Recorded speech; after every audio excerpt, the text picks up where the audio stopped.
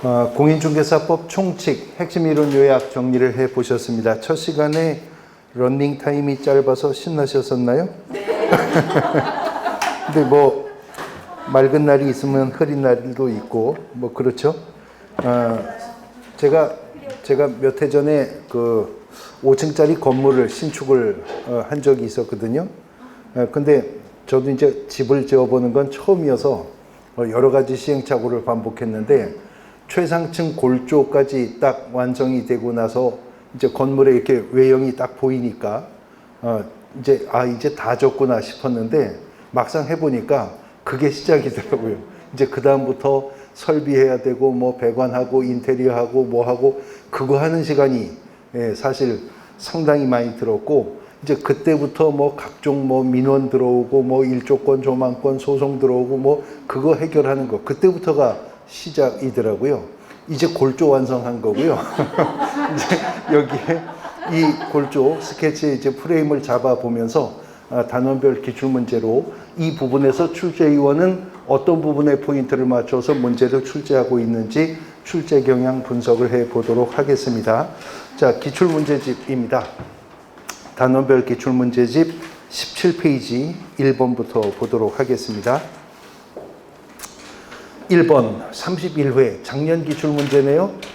공인중개사 법령상 중개 대상에 해당하는 것을 모두 고른 것은 그랬습니다. 기억 공장 및 광업재단 저당법에 따르는 공장재단은 광업재단과 함께 여기 공인중개사법 시행령이 정한 중개대상물에 속하는 거죠.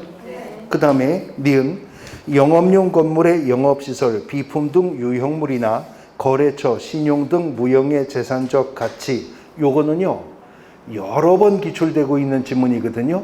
우리가 이러한 무형의 재산적 가치의 거래를 알선할 때 이걸 뭐라고 하죠?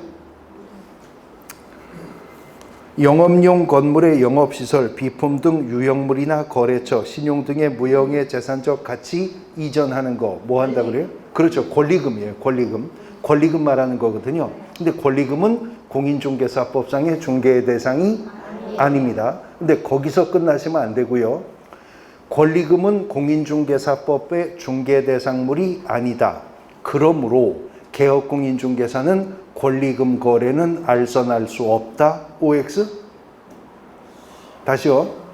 권리금은 공인중개사법상의 중개대상이 아니다. 거기까지 OX? O잖아요. 근데 권리금은 공인중개사법상의 중개대상이 아니다. 그러므로 개업공인중개사는 권리금 거래는 알선할 수 없다. X인 겁니다. X인 겁니다. 지금 공인중개사 법령이 중개대상물의 범위를 정하고 있죠.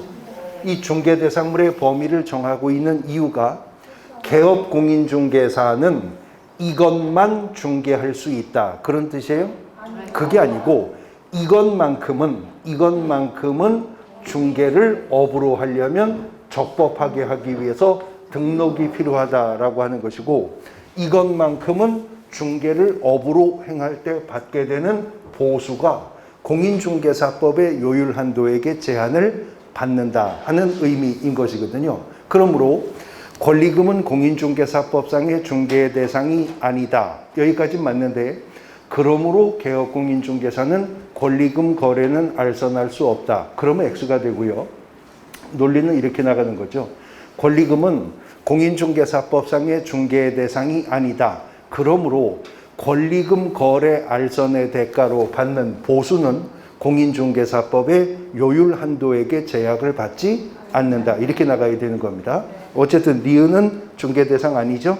그 다음에 디귿 가압류된 토지 그랬는데 중개 대상 됩니까? 네. 이제 여기 토지가 중개 대상물이 된다 그랬죠? 네. 그러나 중개 대상이라고 하더라도 그것이 사권의 대상이 되어야 한다 그랬잖아요? 네. 그러면 물건은 사권의 대상인데 공법상의 제한을 받고 있다. 중개할 수 있어요? 네. 그러니까 토지거래 허가구역 내 토지 중개할 수 있나요? 네. 군사기지 및 시설보호구역 내에 있는 임야 중개할 수 있어요? 네. 고도제한구역 안에 있는 건물 중개할 수 있어요? 네. 사권의 대상이면 공법상 제한이 있어도 중개할 수 있죠. 네. 그러면 물건이 사권의 대상인데 사법상 제한을 받고 있는 물건이다. 중개할 수 있어요? 물건이 사건의 대상인데 사법상 제한을 받고 있는 물건이다. 중개할 수 있어요? 네. 그러니까 근저당 설정된 아파트 중개할 수 있나요? 중개할 수 있는 거죠. 압류가 되어 있는 토지 중개할 수 있어요? 가압류가 되어 있는 토지 중개할 수 있어요? 지금 그거 물어보는 거예요. 사건의 대상인데 사법상 제한을 받고 있어도 중개할 수 있다는 거죠. 그러면 가등기가 설정된 건물 중개할 수 있어요? 네. 중개할 수 있죠. 근데 그게 담보가등기가 아니라 소유권 이전 청구권 보전 가등기가 되어 있는 건물 중개할 수 있어요? 중개할 수? 담보가등기가 아니라 보전 가등기가 되어 있는 건물 중개할 수 있냐고요? 할 수? 있어. 물론 사겠다는 사람은 없을 거예요. 근데 누가 산다면, 예, 목숨 걸고 산다면 중개할 수 있는 겁니다. 거래가 불가능한 건 아니니까요. 그러니까 사건의 대상이면 이렇게 사법상 제한이 있어도 중개할 수 있다. 그 다음 리을. 토지의 정착물인 미등기 건축물 중개할 수 있나요? 예, 중개할 수 있어요. 여기 보면 건축물 그 밖의 토지의 정착물이라고 했잖아요. 그래서 지금 말하는 건축물은 어떤 건축물이어야 한다? 아니, 기초과정에서 한 얘기를 또 해야 되나요? 소, 돼지, 기타, 가축. 그러면 무슨 소돼지를 말한다고? 가축인 소돼지만 말한다고. 멧돼지는 코뿔소는 아니라고. 그러면 건축물 그 밖에 토지의 정착물. 그러면 무슨 건축물? 그렇죠. 토지에 정착되어 있는 건축물이라면 중개대상물이 된다 그랬죠. 토지에 정착되어 있다면 그게 미등기 건물이어도 돼요? 네. 무허가 건물이어도 돼요? 네. 예, 그거 작년에 물은 거네요. 토지에 정착된 미등기 건물 공인중개사법상 중개 대상이 되죠. 그러면 토지에 정착이 될 건물도 중개 대상물이 됩니까? 네. 그것이 바로 분양권, 예, 뭐 아니면 재건축, 재개발, 입주권 같은 것들이었죠. 작년 기출문제에서 중개 대상이 되는 것은 기업과 디귿과 리을이었습니다. 사망이 정답이 되겠습니다. 이어지는 2번 문제. 공인중개사 법령에 관한 내용으로 틀린 것을 묻고 있습니다. 틀린 것은 틀린 질문만 점검하죠. 워낙 문제가 많으니까. 사망을 보시면 무등록 중개업자에게 중개를 의뢰한 거래 당사자는 무등록 중개업자와 중개행위에 대해서 무등록 중개업자와 공동정범으로 처벌된다. 무등록 중개업 하는 자에게 땅 팔아달라고, 집 사게 해달라고 의뢰한 의뢰인도 처벌합니까? 아닙니다. 이건 공동정범으로 처벌될 수 있는 법리가 아니라는 게 대법원 판례 입장입니다. 그래서 사망이 정답인데요. 사망이 정답인데 여기죠. 중개업을 적법하게 하려면 뭘 해야죠? 등록을 해야 됩니다. 등록을 해야 돼요. 그러면 질문. 어떤 사람이 중개사무소 개설 등록을 하지 않은 상태에서 다른 사람의 의뢰에 의하여 일정한 보수를 받고 중개를 업으로 행했답니다. 이 사람이 공인중개사법이 말하는 중개업을 했나요? 아니요. 다시. 중개사무소 개설 등록하지 않은 자가 등록을 하지 않은 상태에서 다른 사람의 의뢰에 의해서 일정한 보수를 받고 중개를 업으로 행했대요. 이 사람 공인중개사법이 말하는 중개업을 했냐고요? 네. 했다고 써 있잖아요. 네. 했다고 써 있죠. 중개업이란 다른 사람의 의뢰에 의해서 일정한 보수를 받고 등록을 한 후 중개를 업으로 행하는 거. 그러지 않았죠? 네. 그러니까 등록은 중개업을 적법하게 행하기 위한 요건일 뿐이지 등록이 어떤 행위가 중개업이 된다 안 된다 여부를 판단하는 유효 요건은 아니에요. 효력 요건은 아니다 하는 거죠. 그러니까 등록하지 않고 중개업을 하면 위법하게 중개업을 한 거죠. 그것도 중개업이에요. 그리고 그런 등록하지 않은 자가 중개를 통해서 당사자 간에 체결된 계약은 그대로 유효하다는 것입니다. 그러니까 무등록 중개업자의 소개로 땅을 팔고 샀습니다. 토지 매매 계약이 체결되었는데 후일 매도인이나 매수인 중에 일방이 무등록 중개업자의 불법한 중개로 성사된 토지 매매 계약이므로 이 계약은 무효입니다. 이런 주장할 수가 없게 될 것이다 라고 하는 것이죠. 단지 등록은 중개업을 적법하게 행하기 위한 요건이고, 무등록으로 중개업을 한 자는 3년 이하의 징역 또는 3천만 원 이하의 벌금형이라고 그랬죠. 근데 그 무등록 중개업 하는 자에게 의뢰를 한 당사자가 공인중개사법 위반이 되는 건 아니랍니다. 같은 논리로요. 공인중개사법 33조 1항의 9가지 금지 행위 중에는 의뢰인과 직접 거래하는 행위가 금지된다. 기억나시죠? 그러면 개업공인중개사가 의뢰인과 직접 거래했다면, 입장 바꾸어서 말하면 개업공인중개사와 직접 거래한 의뢰인이 있는 거네요. 개업공인중개사 어떻게 돼요? 3년 이하의 징역 또는 3천만 원 이하의 벌금형이죠. 의뢰인은요, 공인중개사법 위반 없는 겁니다. 그 다음 공인중개사법이 법정 중개보수 초과해서 금품 받는 거 금지하죠. 그러면 법정 중개보수를 초과해서 받은 개업공인중개사는 어떻게 돼요? 1년 이하의 징역 또는 1천만 원 이하의 벌금형이죠. 그럼 초과해서 준 의뢰인은 공인중개사법 위반 없는 겁니다. 이거 다 공동전범으로 처벌되는 거 아니라고요. 사망이 틀린 지문 정답입니다. 3번 문제. 중개대상물에 해당하지 않는 것을 모두 고른 것은, 그랬는데 기업 미채굴의 광물 그랬거든요. 자, 여기 토지가 중개대상물이 된다고 했잖아요. 근데 우리 민법이 토지 소유권의 범위를 정하고 있죠. 자, 예를 들어서 단면으로 봤을 때요, 여기부터 여기까지 구획된 한 필지의 토지가 있어요. 그러면 토지 소유권의 범위는 어떻게 미친다고? 예, 지표상 구획된 면적과 그 상하의 토지 소유권의 범위가 미친다는 것이 민법인 거죠. 그러니까 지표상 구획된 만큼의 지상 공중 부분도, 구획된 만큼의 지하 부분도 소유권의 범위가 미치는 거죠. 만약에 토지 소유권의 범위가 지표에만 미치는 거라면, 토지 땅 거주에만 토지 소유권이 미치는 것이라면, 바로 인접한 토지 소유자가요, 지하 주차장을 이렇게 파고 들어올 수 있잖아요. 예? 그리고 이 땅 소유자한테 아니 내가 당신 땅 손댔냐고 그럴 수 있잖아요. 1층을 이렇게 올리더니 2층부터 이렇게 건물을 올려요.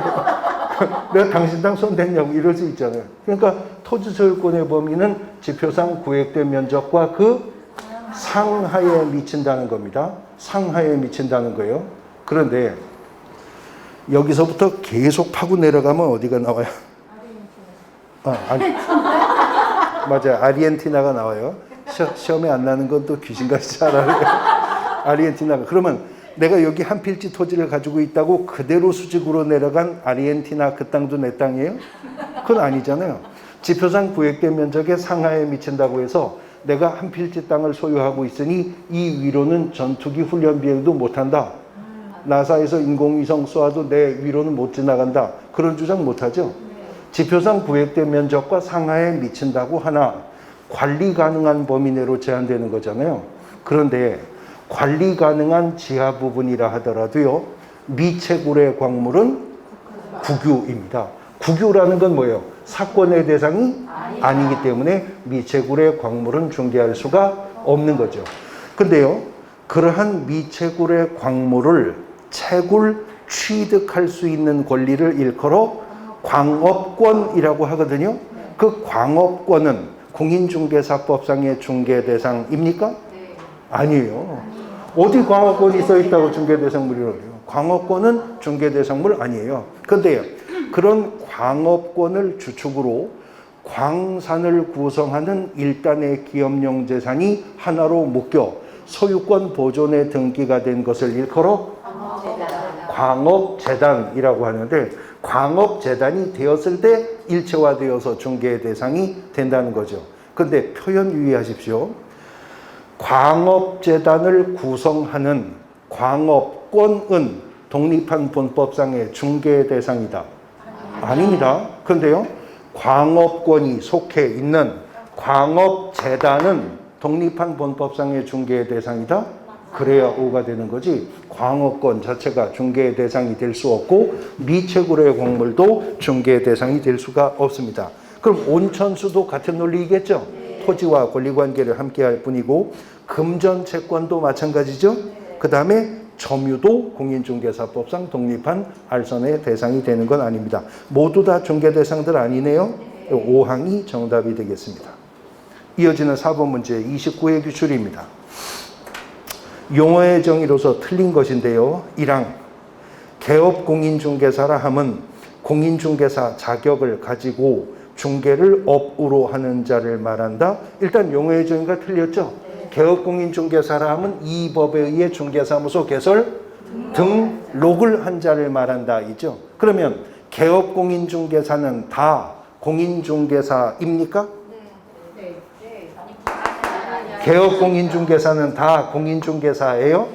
그것도 아닌 것이죠. 그러면 개업 공인중개사라면 중개업을 해야 합니까? 안 해도 됩니까? 자, 등록을 한 자가 개업 공인중개사죠? 등록을 했으면 중개업을 해야 되냐고요?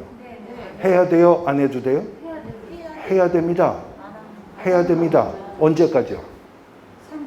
3개월 이내에 중개업 시작해야죠.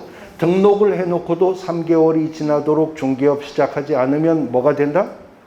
휴업신고 위반자가 된다고 했습니다. 예, 왜냐하면 휴업신고 규정에서 중개사무소 개설 등록 후 중개업을 영위하지 않는 경우도 포함한다라고 했기 때문에 1항이 정답이었습니다. 5번 29의 기출문제 용어의 정의로서 틀린 것을 묻는데요. 3항 법인의 임원 중 공인중개사가 아닌 자도 분사무소 책임자가 될 수 있나요? 없죠. 분사무소 설치 기준이 두 가지였는데요. 첫 번째는 주된 사무소가 속한 시군구를 제외한 시군구에 설치하되 시군구별로 한 개소를 초과할 수 없다는 점. 그 다음에 두 번째가 분사무소 책임자는 공인중개사이어야 한다는 거죠. 분사무소 책임자는 공인중개사이어야 하죠. 그렇죠? 언제나? 항상? 늘? 예외 없이? 아니었어요. 분사무소 책임자는 공인중개사이어야 한다. 그러면서 다만 다른 법률의 규정에 의하여 중개업을 영위하는 법인의 경우에는 그러하지 아니하다 있었잖아요. 특수법인이라면 공인중개사가 책임자 아닐 수도 있는 예외는 있었던 겁니다. 3항이 정답입니다. 페이지 넘어가 6번. 공인중개사 법령상 중개대상물에 해당하는 것을 모두 고르랍니다. 모두 골라요. 기업, 특정 동호수에 대해서 수분양자가 선정된 장차 건축될 아파트. 이거 토지에 정착이 될 건물이죠.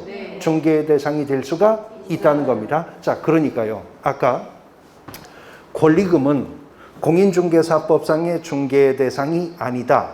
그러므로 권리금 거래 알선의 대가로 받는 보수는 공인중개사법의 요율 한도에게 제한을 받지 않는다. 이렇게 나가는 논리가 올바른 논리 전개라 그랬죠. 그러면 지금 분양권 말하고 있잖아요. 분양권은 공인중개사법상의 중개 대상이죠. 그러면 분양권 거래 알선의 대가로 받는 보수는 공인중개사법의 요율 한도에게 제한을 당연히 받겠네요. 문제는 그렇다면 분양권 전매를 알선했을 때 그 요율에 적용할 기준 금액을 뭐로 해야 되느냐. 이게 이제 후속된 논란이었었던 거죠. 여기에 대해서 대법원 판례가 뭐래요? 총 분양가를 기준으로 하면 안 되고 분양권 전매 당시 기납입된 금액에 일정한 프리미엄 합산한 금액을 요율에 적용해야 된다. 그런 판결이 나오는 이유는 이것이 공인중개사법상 중개 대상이기 때문입니다. 그 다음에 니은 임목에 관한 법률에 적용을 받지 않으나, 그러니까 임목이 아니라는 거예요. 근데 명인 방법을 갖춘 수목의 집단은 중개 대상 됩니까? 된다는 거죠. 여기 토지의 정착물이라고 했잖아요. 근데 판례는 명인 방법을 갖춘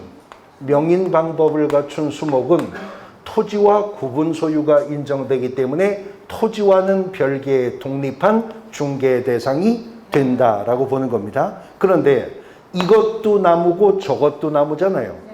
예, 이것도 나무고 저것도 나무인데 이거는 명인 방법이라고 하는 불완전한 공시 방법을 갖추었을 뿐이기 때문에 명인 방법만 갖춘 수목은 매매나 교환과 같은 소유권 이전의 목적으로서 중개 대상이 될 수 있다는 거지.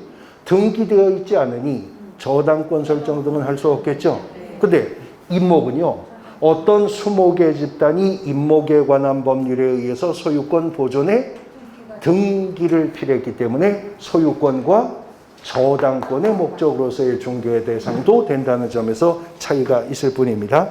니은도 중개 대상물 되죠. 그 다음 디귿. 콘크리트 지반 위에 볼트 조립 방식으로 철제 파이프 기둥을 세우고 3면에 천막을 설치하여 주벽이라고 할 만한 것이 없는 세차장 구조물. 이것도 대부분 판례라 그랬죠. 대부분 판례는 이런 조립식 세차장 구조물은 주벽이라고 할 만한 것도 없고 볼트 조립 방식이라면 볼트만 풀러버리면 토지로부터 분리하여 이동도 가능하죠.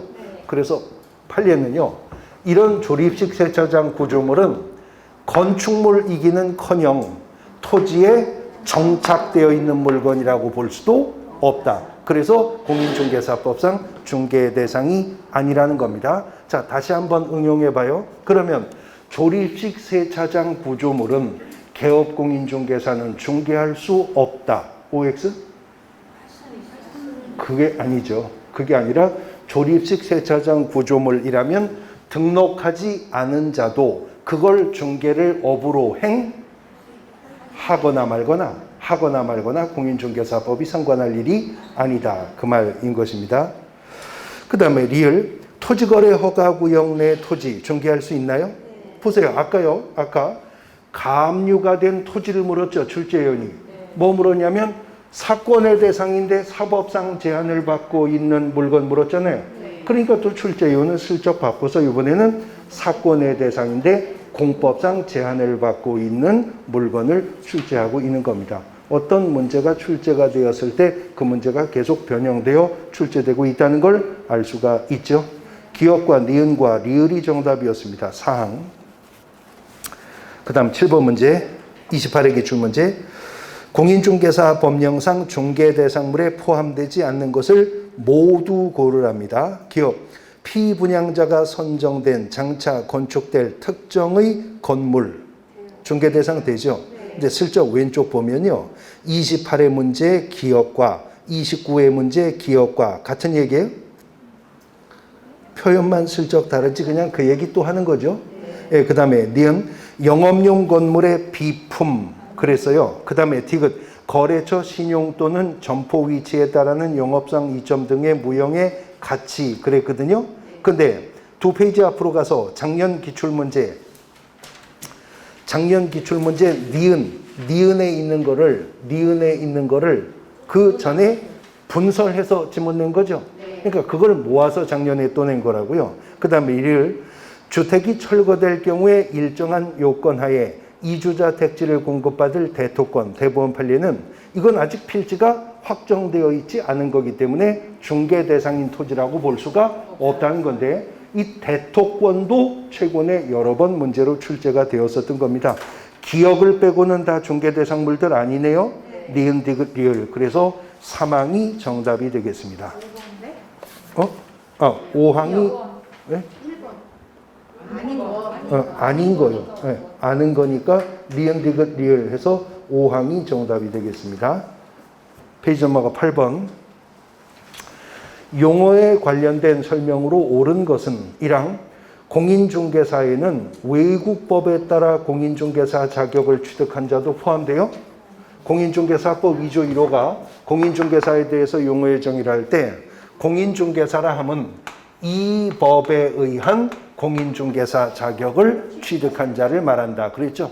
공인중개사법의 절차에 의해서 자격을 취득한 자만을 말하는 것입니다. 그러니까 미국에서 리얼터, 세일즈 퍼슨 자격을 취득했다. 그런 라이센스가 있어도 한국 와서 중개업하려면 공인중개사 자격은 별도로 취득을 해야 되는 것입니다. 그 다음 2항 중개업은 다른 사람의 의뢰에 의하여 보수의 유무와 관계없이 중개를 업으로 행하는 것을 말한다.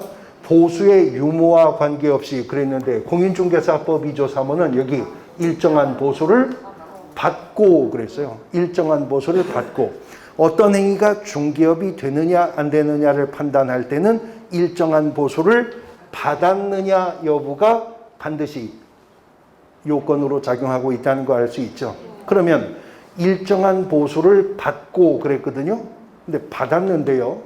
이 보수가 법정 한도액보다 많이 받았어요. 그것도 중개업이에요?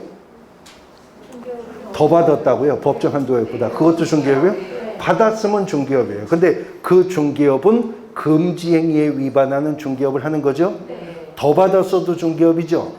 그럼 덜 받았어도 중개업이에요? 중개업이에요. 안 받았어도 중개업이에요? 아니라니까요. 받고 오잖아요. 받았어야 중개업이 된다고. 안 받았으면 중개업이 안 된다고. 그러면 아직 안 받았는데요. 달라고 했어요. 중개업입니까? 아직 안 받았는데 달라고는 했다고요. 중개업이에요? 아니라는 거예요. 그럼 받기로 합의했어요. 중개업이에요?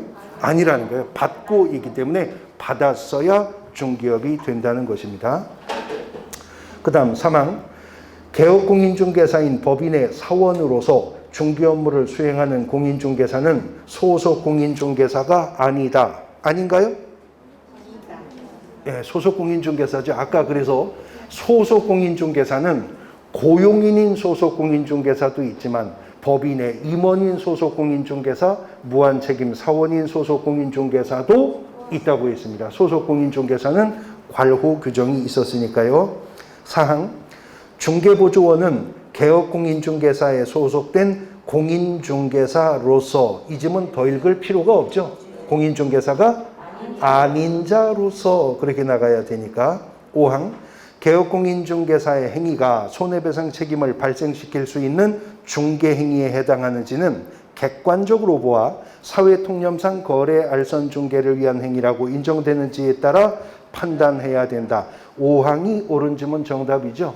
중개행위냐 아니냐는 행위자의 주관적 의사로 획일적으로 판단할 문제가 아니라 규모, 동기, 양태, 의도 등을 종합적으로 판단해서 사회통념에 맞게 거래관념에 맞게 해석되어야 한다. 그 말입니다. 5항이 정답이 되겠습니다. 이어지는 9번 용어와 관련된 설명으로 옳은 것을 모두 고르라고 합니다. 기억 개업공인중개사란 공인중개사법에 의해 중개사무소 개설 등록을 한 자이다. 맞아요?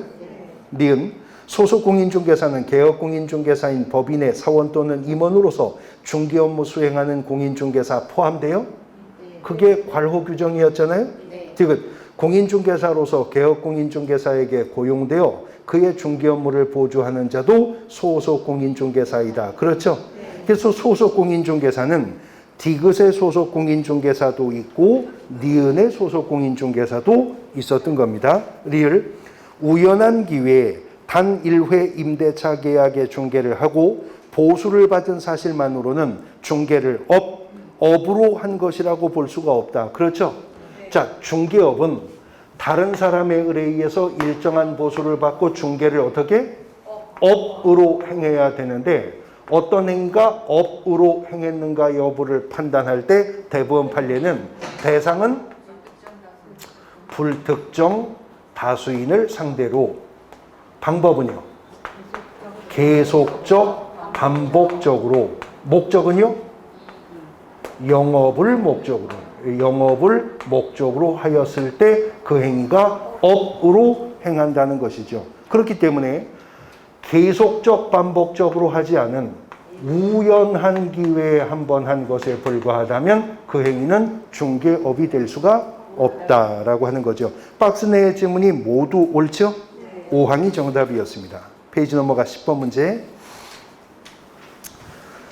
공인중개사 정책심의위원회 소관상 아닌 것은 이건 이제 2장에서 다루어질 문제인데 문제 먼저 보시면 왜냐면 조문은 2조의 2에 있어서 총칙편에 속하긴 하지만 실제 내용은 공인중개사 제도와 연결되는 부분이죠. 그런데 2항에 공인중개사 협회 설립 인가에 관한 의결은 공인중개사 정책심의위원회의 소관사항이 아니라 공인중개사 협회 설립 인가권자는 누굽니까? 국토교통부 장관이었었던 거죠. 11번. 공인중개사 정책심의위원회에 관한 설명으로 틀린 것은 1항 위원장은 국토교통부 제1차관 되는 거 맞죠? 2항 위원장 1명을 포함해서 세븐일레븐 7명 이상 11명 이내 위원으로 구성하죠. 3항 심의위원회에서 중개보수 변경에 관한 사항을 심의한 경우 시도지사는 이에 따라야 한다. 이게 틀렸죠? 공인중개사 정책심의위원회 심의사항 4가지 중에 시도지사가 이에 따라야 한다고 규정된 것은 공인중개사 시험 등 자격 취득에 관한 사항이었었던 겁니다. 3항이 정답입니다. 오른쪽 12번. 용어와 관련된 설명으로 옳은 것은 1항 법정지상권을 양도하는 행위를 알선하는 것은 중개에 해당한다. 맞아요? 네. 자, 법정지상권을 양도하는 것 중개에 해당돼요? 네. 예, 1항이 정답인데 자, 여기 보십시오. 중개는요. 법정 중개 대상물에 대해서 거래 당사자 간의 매매 교환 임대차만 알선하는 거 아니고 그 밖의 권리의 득실 변경을 알선하는 것 그랬죠? 그러면 매매 교환 임대차 외에 알선 가능한 또 다른 권리가 있다는 거잖아요. 거기에는 용익 물권은 그것이 구체적으로 지상권이든 지역권이든 전세권이든 또 용익권이라면 그러한 용익권의 설정이든 이전이든 관계없이 다 개업공인중개사가 알선할 수 있는 겁니다. 그런데요.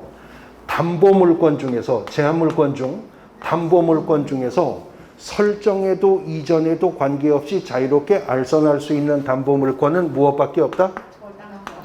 저당권뿐이었습니다. 저당권은 담보권이지만 설정에도 이전에도 자유롭게 알선이 개입될 수가 있었죠. 그런데요. 유치권이라고 하는 담보물권은 민법이 다른 말로 뭐라 그래요? 법정담보물권이라고 하죠. 법률 규정에 의해서 성립되죠. 그러니까 유치권이라고 하는 것은 담보물권인데도 등기 능력도 없어요. 우선 변제권도 없다고요. 그러니까 유치권의 성립에는 알선이 개입될 여지가 없잖아요. 근데 유치권도 일신 전속적 권리는 아닙니다. 이전성은 있다는 거죠. 그러니까 피담보 채권과 함께 목적물을 이전하는 경우에 이전에는 개업공인중개사의 알선이 개입될 여지가 있다는 것이죠. 그러면 같은 논리로 법정지상권이라는 것은 법률 규정에 의해서 성립되는 지상권이죠. 그러니까 법정지상권의 성립에는 알선이 개입될 여지가 없잖아요. 그러나 법정지상권 이전할 수 있나요? 그 이전 양도에는 알선이 개입될 수 있는 것이죠. 네, 그래서 1항이 옳은 지문 정답이고요. 2항 담보 계속성이나 영업성 없이 단 1회 건물 매매 계약의 중개를 하고 보수를 받은 경우 중개를 업으로 한 것이라고 봐요? 여기 계속성 반복성이 없다면 업으로 행했다고 볼 수가 없는 것이죠. 그 다음 3항 아까 기출된 지문이 약간 변형돼 또 나왔어요. 외국법에 따라 공인중개사 자격을 취득한 자도 공인중개사법에서 정의하는 공인중개사입니까? 공인중개사란 여기 이 법에 의해서 공인중개사 자격을 취득한 자로 한정되는 것이었습니다. 4항 소속 공인중개사란 법인인 개업공인중개사에 소속된 공인중개사만을 말합니까? 그자도 포함하는 거지 그자만 말하는 건 아니잖아요. 5항 중개보조원이라 함은 공인중개사가 아닌 자로서 개업공인중개사에 소속되어 중개대상물에 대한 현장 안내와 확인 설명 의무를 부담해요? 아니죠. 현장 안내 및 단순 업무, 일반 소모 등 단순 업무를 보조하는 자였었습니다. 1항이 정답이 되겠습니다. 13번 중개 대상에 관한 설명으로 틀린 것을 묻습니다. 쭉 내려가서 5항을 보시면 중개 정의에서 말하는 그 밖의 권리에는 저당권은 포함되지 않는다. 이게 틀렸죠? 네. 여기 지금 저당권이 포함이 된다는 거죠? 네. 근데 심지어는요. 저당권은 개업공인중개사가 알선할 수 있는 그 밖의 권리에 포함이 되는데 그 저당권 설정의 알선 행위가 금전 소비대차의 부수에서 채권 담보 목적으로 이루어지는 저당권 설정 알선이라 하더라도 그것도 공인중개사법상 중개에 속한다는 게 판례의 입장이었었죠. 5항이 틀린 지문 정답입니다. 14번 용어에 관한 설명으로 틀린 것은 3항을 보시면 중개보조원이라 함은 공인중개사가 아닌 자로서 중개업을 하는 자입니까? 단순한 업무를 보조하는 자에 불과한 거죠. 3항이 틀린 지문 정답입니다. 페이지 넘어가 15번 중개 대상이 될 수 없는 것, 이번엔 없는 것을 고르랍니다. 기업 20톤 이상의 선박 중개 대상입니까?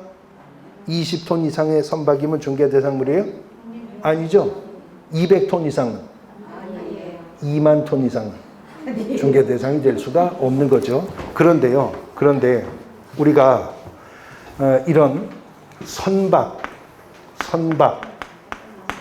뭐 항공기, 뭐 건설 장비, 포크레인 뭐 이런 것들이요. 아니면 자동차 이런 것들이 있죠. 자, 이런 것들을 우리가 통칭해서 뭐라고 하죠? 예.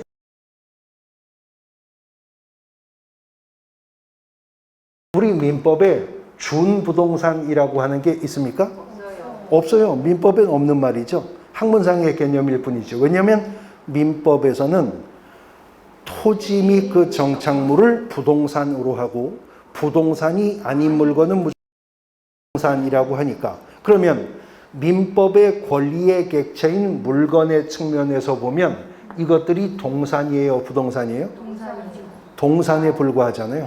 동산에 불과한데 이런 것들은 마치 토지나 건축물과 같은 등기 등록의 공시 방법을 갖추고 있기 때문에 준부동산이라 하는 것이죠. 공인중개사법상의 중개 대상이 아닌 것입니다. 근데 역시 또 똑같은 논리. 그러면 개업공인중개사는 선박 중개 못해요?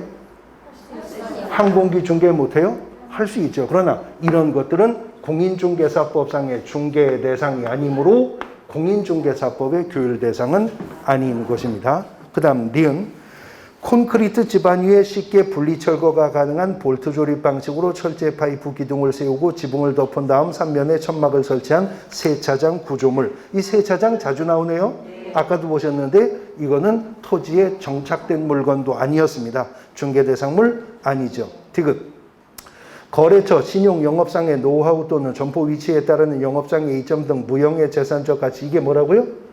권리금, 공인중개사법상 중개 대상 아닙니다. 지금 우리가 최근 기출문제만 보는데도 벌써 3번, 2번 반복되어 나오고 있는 것들이죠. 그 다음 리을 주택이 철거될 경우에 일정한 요건하에 택지개발지구 내에 이주자택지를 공급받을 지위인 대토권 아까도 나왔잖아요. 예, 계속 반복되어 지문들이 나오고 있으면 알 수 있습니다. 지금은 박스 안에 중개 대상이 될 수 있는 게 없죠. 모두 될 수 없죠. 기역, 니은, 디귿, 리을. 그래서 5항이 정답입니다. 16번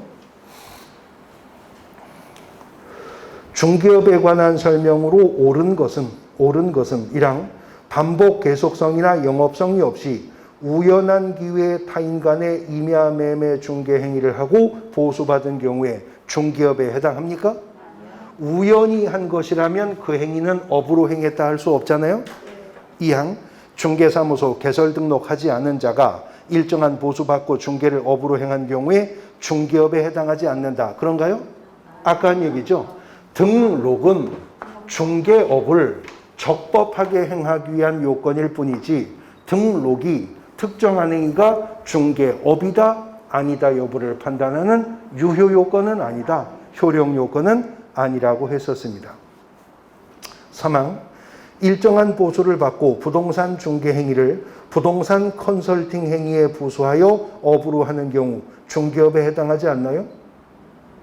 자, 그러니까 어떤 다른 업무에 부수해서 하는 행위가 이 4가지 요건이 충족되는 행위라면 그 행위도 중개업에 속한다는 거잖아요. 해당하지 않는다 그래서 틀렸습니다. 근데 관련해서 그 예전 기출문제에 보면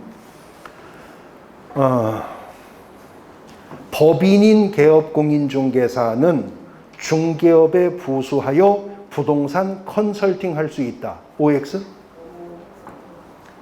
자, 법인의 업무 범위 배우셨잖아요.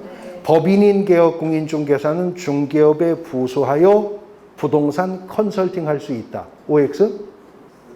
O입니다. 할 수 있어요. 공인중개사법 14조 1항 각호 중에 부동산의 이용 개발 거래에 관한 상담, 법인인 개업공인중개사에게 허용하는 업무니까 법인인 개업공인중개사가 중개업을 하면서 부동산 컨설팅 할 수 있는 것이죠. 근데 이건 기출문제가 아니고 그냥 제가 만든 말이고요. 기출문제는 뭐라고 나왔냐면 부동산 컨설팅 업체가 컨설팅 업무에 부수하여 중개업을 할 수 있다. OX? 안 된다는 거예요. 부동산 컨설팅 업체가 컨설팅 주 업무에 부수하여 행한 행위라 하더라도 그게 이 네 가지 요건을 충족하는 중개업이 되면 무등록 중개업 하는 겁니다. 법인인 개업공인중개사가 중개업하면서 부동산 컨설팅 할 수 있지만 부동산 컨설팅 회사가 컨설팅하면서 부수적으로라도 중개업하면 안 된다는 것이죠. 안 된다는 겁니다. 그 다음 사항, 보수를 받고 오로지 토지만의 중개를 업으로 하는 경우에 중개업에 해당한다. 사항이 맞죠? 지금 중개대상물의 범위가 이렇게 펼쳐졌다고 해서 하나도 빠짐없이 모두 다 알선해야 중개업이 되는 건 아니죠. 어떤 개업공인중개사는 토지만 전문으로 하는 개업공인중개사도 있잖아요. 어떤 개업공인중개사는 건물만 전문으로 중개하는 분도 있죠. 뭐 대부분 아파트 단지 안에 상가에 있는 중개사무소는 거의 대부분 그 단지 내에 있는 아파트 매매 임대차만 알선하잖아요. 모든 중개대상물을 빠짐없이 알선해야 되는 건 아닌 거니까 사항이 옳은 지문 정답입니다. 그 다음 5항, 다른 사람의 의뢰에 의하여 일정한 보수를 받고 부동산에 대한 저당권 설정의 알선을 업으로 하는 경우 그 행위의 알선이 금전소비대차 알선에 부수하여 이루어졌다면 중개업에 해당하지 않는다. 아까 설명했죠. 저당권은 개업공인중개사가 알선할 수 있는 그 밖의 권리인데 그 저당권 설정 알선 행위가 금전소비대차에 부수하여 채권담보 목적으로 설정된 것이라 하더라도 공인중개사법상 중개에 속한다. 여러 번 반복되는 대법원 판례입니다. 사항이 정답이 되는 거죠. 페이지 넘어가 17번. 다음 설명으로 옳은 것은 1항 개업공인중개사는 다른 개업공인중개사인 법인의 임원이 될 수 있다. 될 수 있어요? 없죠. 왜 없어요? 공인중개사법이 이중 등록만 금지하는 게 아니라 이중 소속을 금지하니까. 그 다음 2항 개업공인중개사는 그 등록관청 관할구역 안에 여러 개의 중개사무소 둘 수 있나요? 한 개의 중개사무소만 둘 수 있다는 것이 법 13조 1항 규정이었죠? 3항 공인중개사는 국토교통부 장관의 허가를 얻은 경우에 한하여 자격증을 타인에게 양도할 수 있어요? 등록증 양도대여는 어떤 예외도 없이 금지가 되죠. 그리고 등록증, 자격증 양도대여는 양도대여를 한 자와 양도대여를 받은 자를 모두 처벌하죠. 둘 다 1년 이하의 징역 또는 1,000만 원 이하의 벌금형입니다. 그리고 등록증이든 자격증이든 양도대여를 한 자든 받은 자든 신고 고발하면 또 뭐 줘요? 포상금 지급 대상이 되는 것이기도 하죠. 그 다음 사항, 아파트 입주권은 중개대상물이 될 수 없다. 될 수 없나요? 될 수 있나요? 있어요, 없어요? 있어요. 놔두고 5항, 거래 당사자가 무자격자에게 중개를 의뢰한 행위는 처벌의 대상이 되나요? 아까 무등록 중개업자와 중개계약 체결한 의뢰인이 공동전범으로 처벌된다. 틀린 지문이었죠? 무등록 중개업하는 사람에게 땅 팔아달라고 부탁했다고 이 의뢰인이 공인중개사법 위반이 되는 건 아닌 거잖아요. 지금 옳은 걸 고르라고 하는데요. 1, 2, 3, 5항은 확실히 틀렸죠? 처음에 정답이 4번으로 제시가 되었어요. 아파트 입주권은 중개의 대상이 될 수 없다라고 출제가 되었는데 이게 이제 문제가 되는 게 입주권이라고 하는 표현이 다의적인 표현이거든요. 그래서 입주권이라고 하는 것이 예를 들어서 입주권을 말하는데 출제자가 이렇게 말했어요. 도시 및 주거환경정비법이나 빈집 및 소규모 주택 정비에 관한 특례법상 입주자의 지위인 입주권. 그러면 중개의 대상 됩니까? 그건 재건축 재개발 입주권 말하는 거예요. 재건축 재개발 입주권. 그건 부동산 거래 신고의 대상도 되고 공인중개사법상 중개의 대상도 되는 거죠. 근데 입주권을 말했는데요. 당첨이 되면 분양 예정자로 선정될 수 있는 지위를 가리키는 데 불과한 입주권. 이렇게 말하면 이건 우리가 현장 실무에서 말하는 뭐예요? 딱지잖아요. 딱지는 물딱지든 참딱지든 중개하면 안 되는 거죠. 그러니까 무슨 입주권인지 말해야 되는데 저렇게 출제를 했다고요. 그러니까 이 시험에서 또 한 문제 차이로 틀린 분들이 다 이 신청 들어가는 거죠. 뭔 입주권인데 그게 뭔 입주권인지 알아야 우리가 문제를 풀지. 그래서 모두 정답 처리가 되었었던 문제였었던 겁니다. 18번. 용어와 관련된 설명으로 틀린 것을 묻는데요. 3항. 부동산 컨설팅에 부수하여 반복적으로 이루어진 부동산 중개인은 중개업에 해당하지 않는다. 아까 제가 그 질문 말했죠. 어떤 업무에 부수하여 이루어졌어도 이 네 가지 요건을 모두 충족하는 행위였다면 그 행위는 중개업이 되는 것입니다. 중개업이 되는 것입니다. 네 가지 요건만 충족을 했다면요. 그래서 3항이 정답이 되겠습니다. 자, 공인중개사법 충칙편 어떻게 문제가 출제되고 있는지 대충 출제 경향성 파악이 되시죠? 그리고 지금 최근의 기출문제만 묶어서 보고 있는데도 출제위원이 낸 것도 내고 낸 것도 내고 있다는 거 알 수 있죠? 계속되어서 유사한 지문들이 반복되어 출제되고 있다는 것을 알 수가 있습니다. 이제 2장 공인중개사 제도로 넘어갑니다. 쉬었다가 보겠습니다.